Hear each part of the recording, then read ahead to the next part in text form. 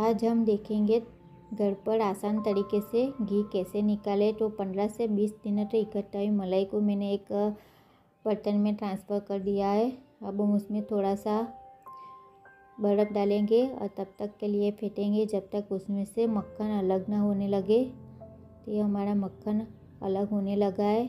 वे सारे मक्खन को हम इकट्ठा करके उसका गोला बना लेंगे और उसको एक अलग से बर्तन में रख देंगे।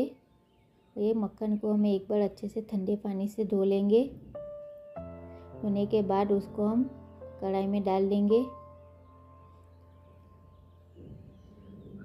अब हम उसको धीमी आंच पर पकाएंगे। तो ये मक्खन हमारा मेल्ट होने लगा है।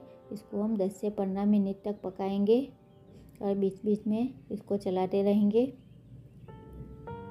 ये हमारा घी बन के रेडी है। उसको ठंडा होने देंगे।